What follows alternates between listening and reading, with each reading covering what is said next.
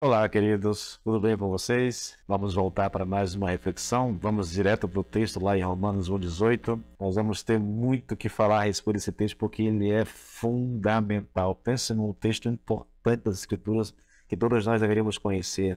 A ira de Deus se revela contra toda impiedade e injustiça dos seres humanos que, por meio da sua injustiça, suprimem a verdade. Queridos, eu estou tratando de uma questão aqui, que Deus, através de Paulo, aqui, ele usa primeiro, ele fala primeiro da impiedade, por que primeiro impiedade e depois injustiça?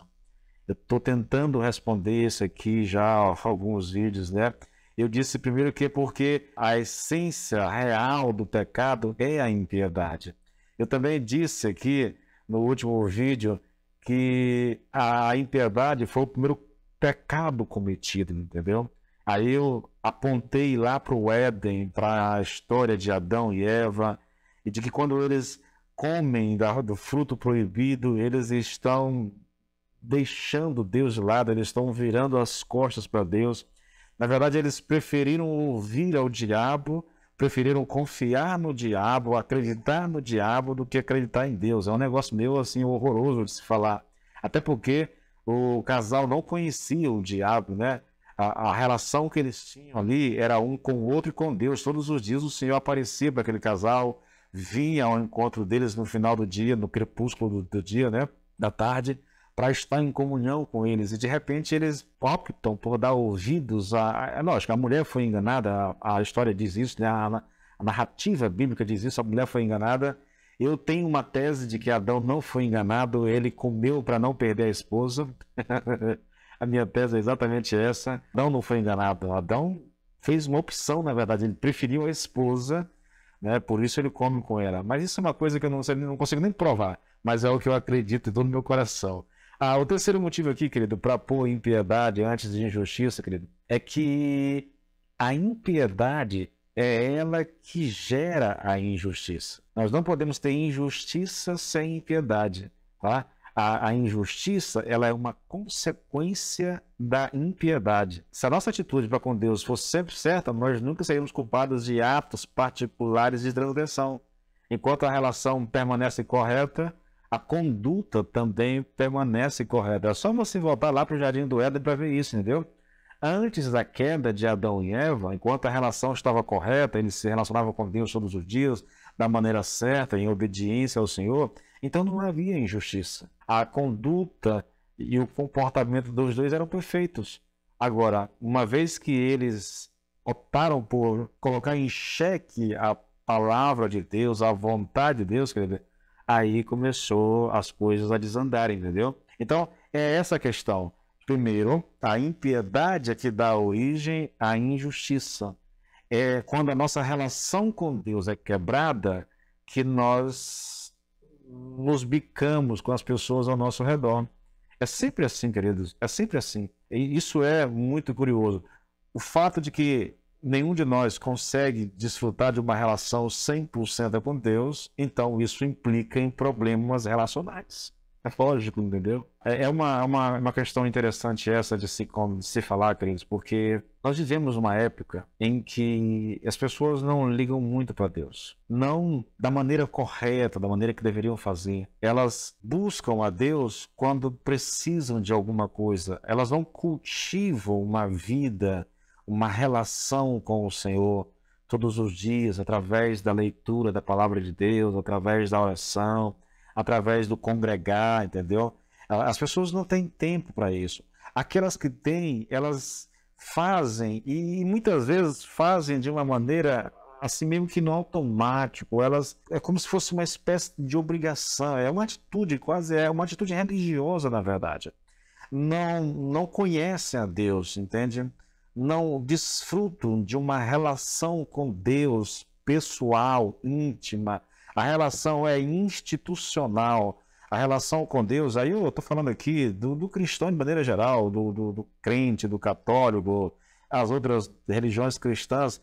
A relação, ela é institucional. Ela acontece na maioria das vezes quando você vai a um templo religioso. Não há aquele tempo para estar a sós com Deus em casa. lendo a palavra, orando ao Senhor, desfrutando da comunhão com Deus, às vezes ouvindo uma música, às vezes lendo um livro, ou mesmo assistindo um bom filme cristão. Coisa rara de acontecer, de existir, mas tem ainda, tá? Então, esse tempo a sós é que realmente nos fortalece. Esse tempo a sós é o que realmente nos capacita, queridos, a viver para Deus. Então, porque nós não temos essa relação com o Senhor, a nossa relação não é correta, 100% correta, a nossa relação é defeituosa, entendeu? Muitas vezes institucional, muitas vezes uma relação religiosa, a gente faz por obrigação, a gente faz por dever, e não porque ama a Deus realmente, não porque tem prazer de estar diante de Deus, na presença de Deus, com a sua palavra, com a sua igreja, no meio dos irmãos, no meio das pessoas que têm a mesma fé que nós. Então, porque nós não temos essa relação, porque nós não cultivamos essa relação mais íntima e pessoal com Deus, nós temos problema com as pessoas. Sabia disso? Todas as dificuldades nos relacionamentos que nós temos têm a sua origem numa relação quebrada com Deus. Eu entendo, querido, essa questão de gente com alma ferida, né, gente magoada, mas tudo isso é fruto exatamente da relação quebrada com Deus, seja da própria pessoa ou das pessoas que o cercam, entendeu? Porque ninguém consegue manter essa relação da forma correta, todos nós nos bicamos, todos nós nos confrontamos, sabe? Nos ferimos, nos machucamos. Quantas pessoas machucadas não tem dentro da igreja, entendeu? Quantas famílias desestruturadas, arrebentadas, gente com ódio do pai, com ódio do filho, marido brigando com a esposa, querendo se matar, às vezes se matando mesmo, filho que mata pai, pai que mata filho, pai que estupra a criança de 1 mês de idade, 2 anos, 5 anos. Tudo isso, querido, falta de Deus. Mas não tenha dúvida disso, tudo isso falta de Deus no coração, falta de uma relação apropriada com Deus, falta de uma entrega total a Deus, sabe? De conhecer Cristo, de permitir que Cristo habite o coração, de crer no sacrifício de Jesus Cristo, de olhar para o Filho de Deus que foi pregado no madeiro, reconhecer que Ele veio para nos salvar, que Ele deu a sua vida para nos salvar, que Ele veio para consertar a nossa relação com o Senhor, e aí nós entregamos a vida a Ele, nós confiamos a nossa vida a Jesus Cristo, nós entramos numa relação com o Senhor, o Espírito vem habitar o nosso coração. Nós não seremos perfeitos, ainda teremos problemas na relação com o Senhor, por isso ainda teremos problemas com as pessoas, mas isso diminuirá bastante, filho. Por quê? Porque agora nós temos um novo princípio de vida. Agora nós temos a Cristo como nosso Senhor. Agora nós conhecemos a Deus. Eu vou repetir, a relação ainda não é perfeita e só será no céu. Aqui vai ser sempre defeituosa. Por mais que você ame a Deus, por mais que você queira viver para Deus, você vai ter dificuldade. Não tem jeito, querido. É um negócio complicado. Mas pelo menos, querido, e graças a Deus, quando nós conhecemos a Cristo e nós andamos os caminhos do Senhor, numa relação de intimidade com Deus, de busca realmente, de comunhão, eu te garanto uma coisa, a relação com as pessoas será mais fácil. Eu quero deixar contigo, querido. Olha, a gente fala tanto de Cristo, de entregar a vida para Cristo. Eu imagino que as pessoas que não conhecem a Cristo, não conhecem a palavra, não entendam bem isso. Queridos, nós precisamos de Deus. Cristo é o único caminho para Deus. Eu sou o caminho, a verdade e a vida, e ninguém vem ao Pai a não ser por mim. Nós precisamos de Cristo. Sem Ele, nós não podemos nos achegar a Deus. Sem Ele, a relação nunca será consertada. Sempre será quebrada.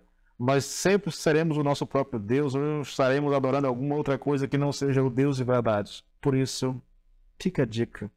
Entrega a vida para Jesus. Aceita Cristo. Que Ele seja o teu Senhor. Que Ele seja o teu Salvador. E que a relação com o Senhor seja consertada. No nome de Jesus. Tá bom? Deus te abençoe.